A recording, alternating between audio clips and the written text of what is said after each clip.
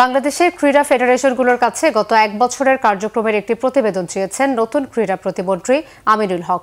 সোমবার ক্রীড়া ফেডারেশনগুলোর সাথে মিটিং করেছেন তিনি। সেখানে ফেডারেশনগুলোর সমস্যার কথা শুনে প্রয়োজনীয় পরামর্শ দিয়েছেন আমিনুল হক। ক্রীড়া প্রতিমন্ত্রীর দায়িত্ব নেওয়ার পর এই প্রথম দেশের 52টি ফেডারেশনের সাথে মিটিং করেছেন আমিনুল হক।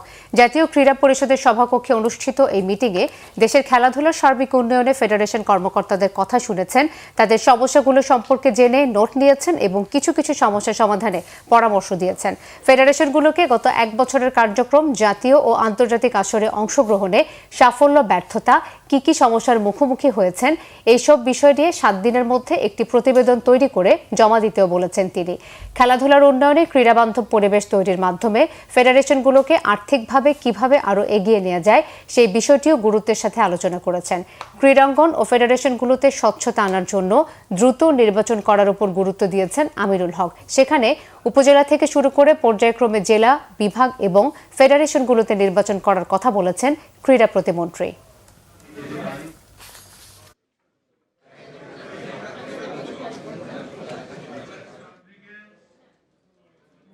স্পোর্টসের যে নির্বাচন নিয়ে আমরা আমাদের যে জাতীয় সংসদ নির্বাচনের আগ থেকে এই বিষয়গুলো নিয়ে আমরা বিভিন্ন সময় বিভিন্ন মতামত, আলোচনা, সমালোচনা শুনেছি। তো আমাদের আজকের আলোচনার ভিতরে একটি আমরা সিদ্ধান্তে পৌঁছেছি যে আমরা এই নির্বাচন প্রক্রিয়াটিকে একটি সুন্দর, স্বচ্ছভাবে করার জন্য আমাদের সেই উপজেলা একদম রুট লেভেল থেকে আমরা শুরু করতে চাই।